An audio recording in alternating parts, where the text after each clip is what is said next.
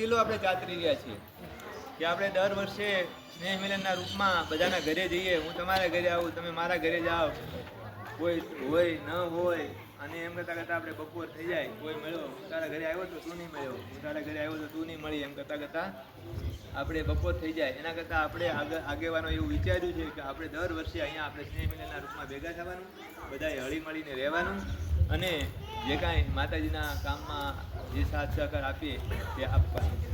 બીજું, આજના આ નિમિત્તે જે પણ ભાઈએ કે બહેનોએ પોતાના જે વિચારો વ્યક્ત કરવા હોય તો રાજી ખુશીથી અહીંયા આવે અને પોતાના વિચારો વ્યક્ત કરી શકે.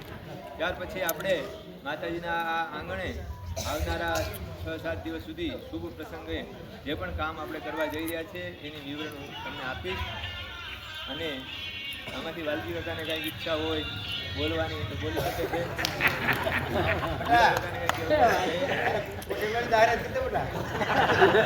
પટાંગણમાં આપણે આજે નવા વર્ષ માટે ભેગા થયા છીએ તો સૌને મારા જય શ્રી કૃષ્ણ, જય માતાજી અને રામ રામ.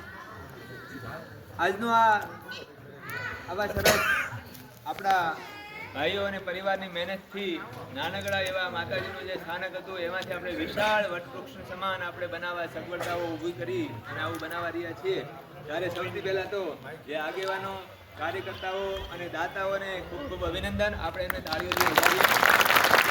એક વર્ષ પહેલાં આપણે આવી કલ્પના પણ નહોતી કરી કે આપણે આવું થઈ શકશે, અને આવનારા એક વર્ષમાં આપણે આનાથી પણ વિશાળ અને વિશેષ સગવડતાવાળું મંદિર અને આપણા ભાઈઓ પરિવાર સુરતમાં, અમદાવાદમાં, મુંબઈમાં જ્યાં પણ છે ત્યાંથી અહીંયા આવીને ડાયરેક્ટ ઉતરે, માતાજીના નિવેદ દાક્ષીનું જે પણ આયોજન કરવું એ કરી શકે, દર્શન કરી શકે એવી વ્યવસ્થા આપણે ઊભી કરવા જઈ રહ્યા છીએ.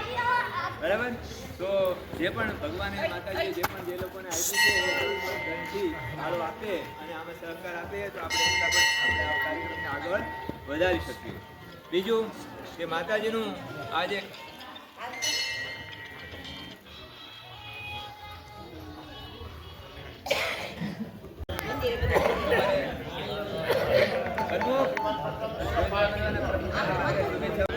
મંચ છે, આનાથી શીખી શકાય છે.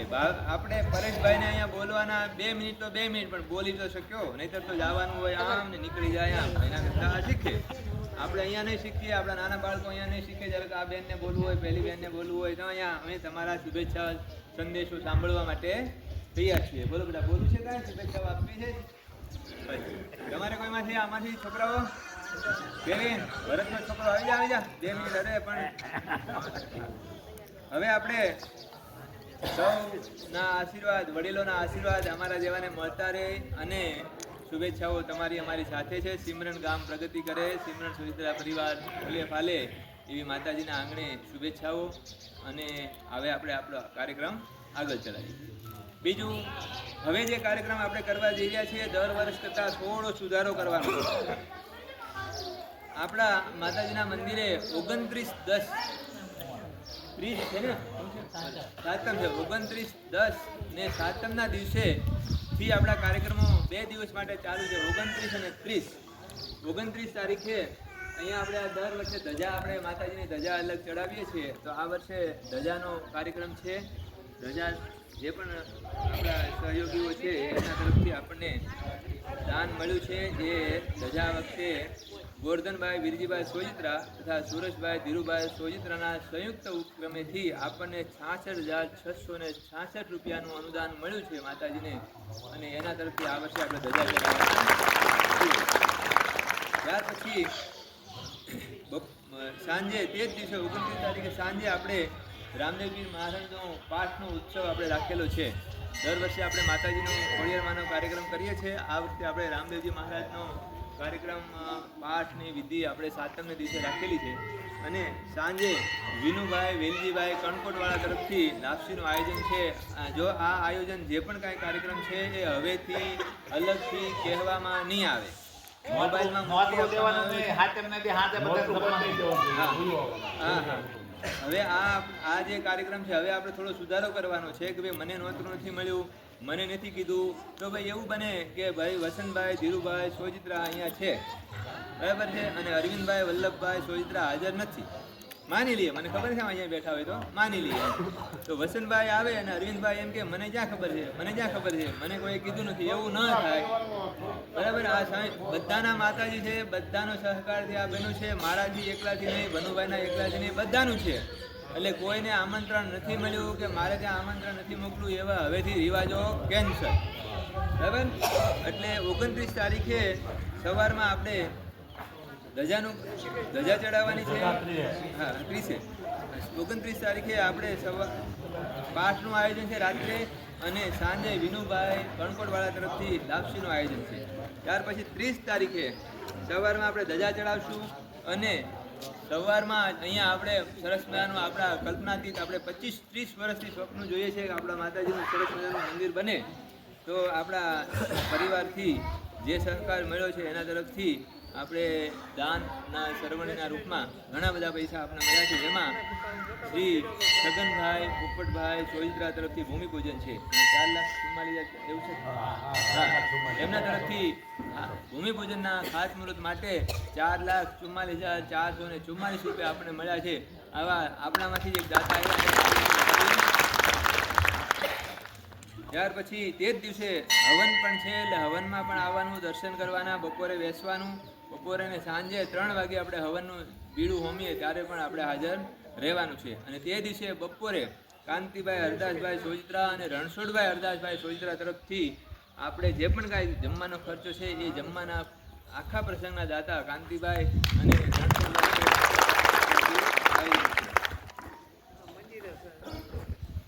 અને અને જેમ ત્યાર પછી વાત કરીએ એમ કે ભાઈ હવન ચાલુ છે, 3 વાગ્યા સુધી હવનમાં આપણે લેવાનું છે. એટલે બીડું હોમવાનું જે પણ યજમાન કે બ્રાહ્મણ આપણે કહે યજ્ઞના કે ભાઈ 3 વાગે બીડું હોમવાનું છે, આવી જાજો. 4 વાગે બીડું હોમવાનું, ત્યારે બધાએ રાબેતા મુજબ દર્શને આવી જવાનું છે.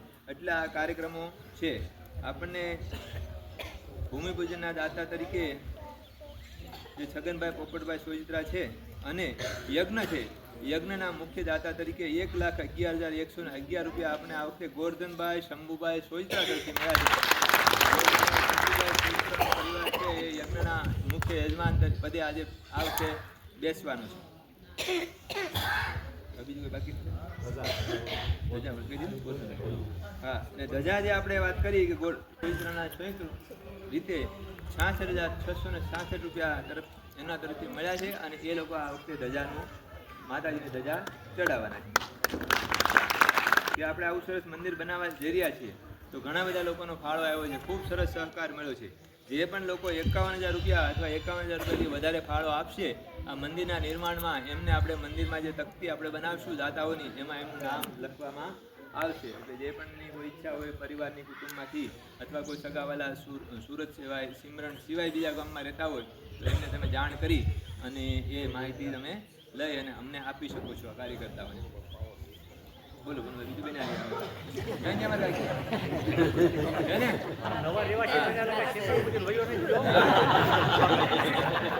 નવા મકાન બનાવ્યા, એને 3-4 પ્લોટ ભેગા કર્યા હતા. એક દિવસ હું ખીજાણો, એને હાજરીમાં જ ખીજાણો. મેં કીધું તમે આ મકાન બનાવવાનું રાજી ખુશીથી પૈસા વાપરીને બહુ એની ભગવાને જે આપ્યું છે એટલે મકાન સરસ બનાવ્યું છે. અને દિલદાર રીતે અમને બધાને ભજીયા ખવડાવ્યા, ખાતમુહૂર્તમાં પણ અમને રહ્યા. અને સિમરનનો જે ગેટ બનાવીએ છીએ એ ગેટના સંપૂર્ણ એમના તરફથી પણ આપણે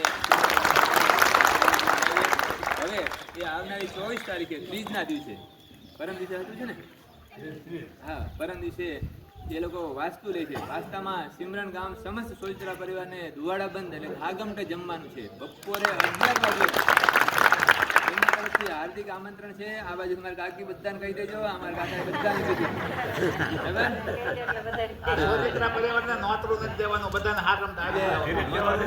બીજું ખાસ ધ્યાન રાખવાનું છે કે કોઈ માણસ આજે સુરતથી નથી આવ્યા, પરમ દિવસે મારા મધુ કાકા આવવાના છે, મારા 22 તારીખે બેસવાના છે, 23 આવવાના છે, માની લઈએ. પછી એમ કે મને તો વસંત મળ્યો નથી, મને આમંત્રણ આપ્યું નથી. બરાબર, તો મારી ફરજ બને કે ભાઈ મધુ કાકાને કેવું જોઈએ કે ભાઈ વસંતભાઈ આમંત્રણ આપેલું છે, બધાને આવવાનું છે. બરાબર, આ એક પ્રથા છે. આપણે એક પ્રથા શરૂ કરવા જઈ રહ્યા છે. જેટલી સગવડતા દોડા કરવાની. આજે વસંત કાકાના ઘરે પ્રોગ્રામ છે, કાલે મારા ઘરે પણ પ્રોગ્રામ છે, તો મને પણ બેનિફિટ રહેશે. બરાબર, હું એમ કહું છું કે ભાઈ આપણે આમંત્રણ એક વખત મળી ગયું એ મળી ગયું, એટલે તો વટનો કટકો નહીં મને આમાં મળ્યો તો બોલાવ્યો નથી એમ ન થવું. ધીરે ધીરે આપણે આવું છોડીએ, ભેગા મળીએ, રહીએ અને આવા કોઈ પ્રસંગો હોય એમાં સાથ આપીએ અને ખંભે ખંભા મિલાવીને કામ કરીએ એવી શુભેચ્છાઓ નવા વર્ષની ખૂબ ખૂબ